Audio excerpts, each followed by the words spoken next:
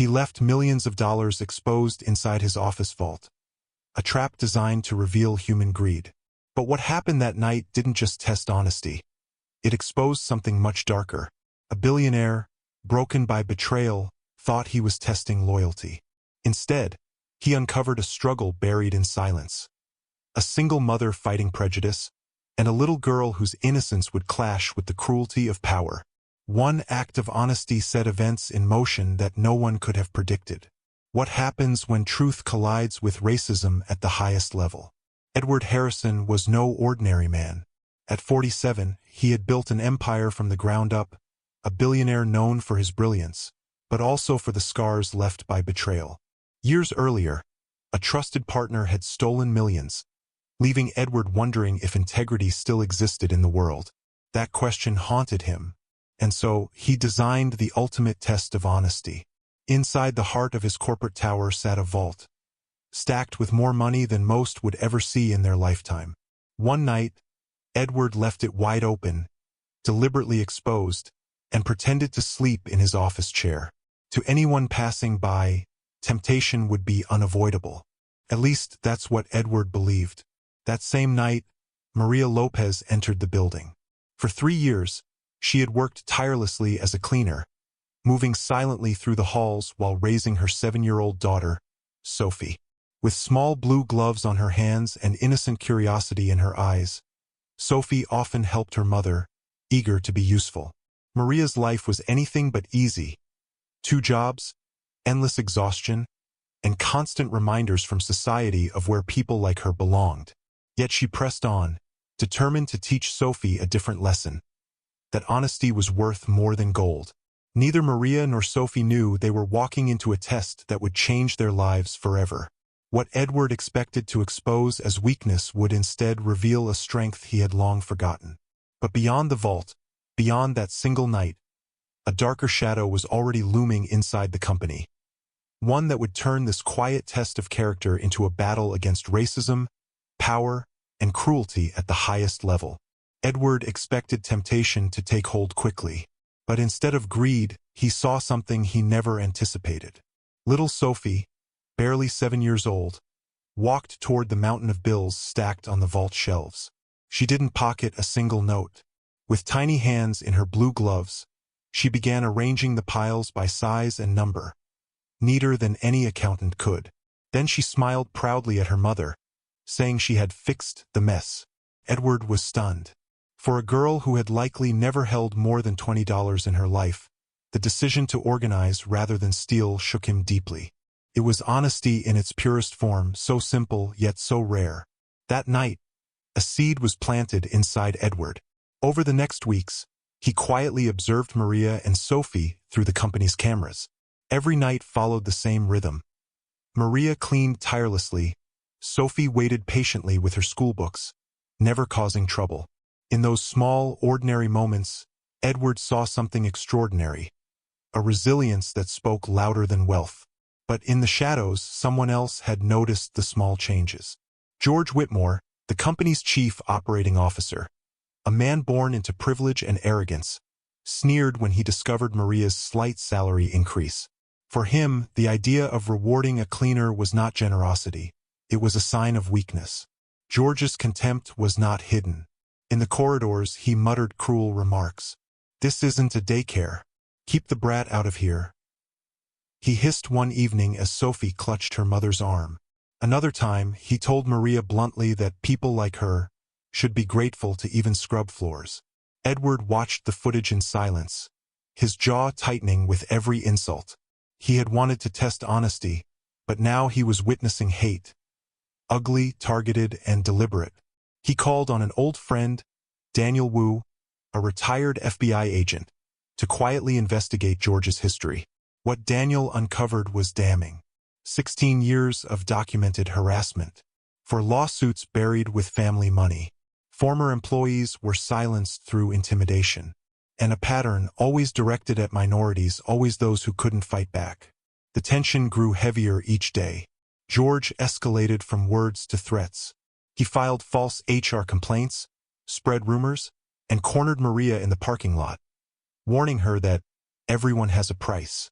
Sophie, frightened, asked her mother why the man hated them so much. Maria had no answer that could soften the cruelty. Edward's patience was breaking. Yet he knew if he acted too soon, George could twist the narrative. The world had to see the truth with its own eyes. So he and Daniel set a plan. Expose George with his own actions, undeniable and unfiltered.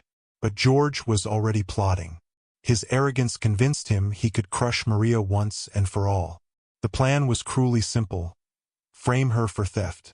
Late one night, he slipped an $18,000 Cartier watch into Maria's cleaning cart, then summoned security with a triumphant smirk. The trap was set. Maria's world was about to collapse under an accusation she couldn't possibly fight. What George didn't know was that this time, Edward was watching from more than just cameras. The stage was about to flip, and the hunter was walking straight into his own snare. The security alarm blared as guards surrounded Maria's cart. And there it was, an $18,000 Cartier watch gleaming beneath her cleaning rags.